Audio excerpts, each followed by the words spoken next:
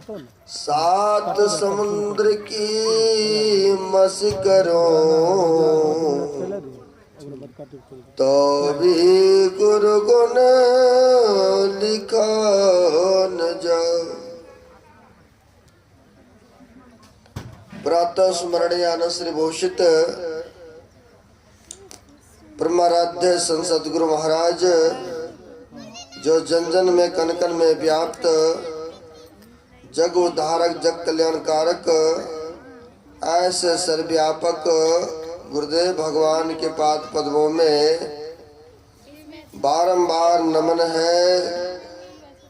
तीर्थों को भी पवित्र पावन करने वाले मंचस्थ पूज्य बाबागण, उपस्थित सदगुरु के सद्भक्तगण, जो मानव शरीर का कर्तव्य है वह कर्म करने हेतु तो आप लोग यहाँ पर पधारे हुए हैं। कल से ही इस ज्ञान गंगा में गोता लगा रहे हैं। बड़े ही भागशाली है और पुण्यात्मा है, जो कि नव वर्ष के उपलक्ष्य में सत्संग और भंडारा का आयोजन आप लोग सामूहिक मिलकर कराते हैं।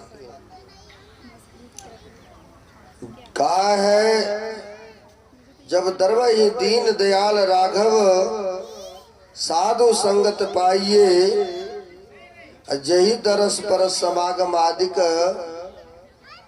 पाप राशि नसाइये। जब ईश्वर की असीम कृपा होती है तब जाके कहीं यह सत्संग मिलता है और संत महापुरुषों का दर्शन मिलता है। उनके दर्शन से क्या लाभ होता है? जेहि दरस पर समागम आदि पाप राशि नसाइये, पाप का क्षय हो जाता है, पाप का नाश हो जाता है संत महापुरुषों के चरण शरण में जाने से। आप कहेंगे इसका कोई उदाहरण, कोई प्रमाण, कोई सबूत? बाबा नानक साहब ही फरमाते हैं, संत शरण जो जन पड़े सो जन उदरन हार,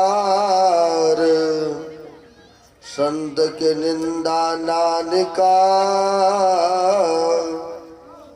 बौरी बौरी ले अवतार। कहते संत के शरण में जो चले जाते हैं उनका उद्धार और कल्याण अवश्य हो जाते हैं। लेकिन सच्चे संत सदगुरु होना चाहिए। अभी आप लोग सुन रहे थे पाठ के क्रम में, किसको संत कहते हैं? विद्यते हृदय ग्रंथि च्यन्ते सर्व संशया, च्यन्ते चास कर्मणि तस्मैन दृष्टि प्रावरी। अरे पाठ में सुने हैं, संत उसे कहते हैं जो अपने जड़ और चेतन की ग्रंथि को खोल दिया है। जड़ से चेतन को अलग कर लिया, सारे बंधनों को तोड़ दिया, वही संत होते हैं। यानी कैसे यह टूटेगा बंधन? अंतर साधना करके बंधन जिसने तोड़ दिया, स्थूल का, सूक्ष्म का, कारण का, महाकारण का, जिसने चेतन इस जड़ से अलग कर लिया, वास्तव में संत वही होते हैं।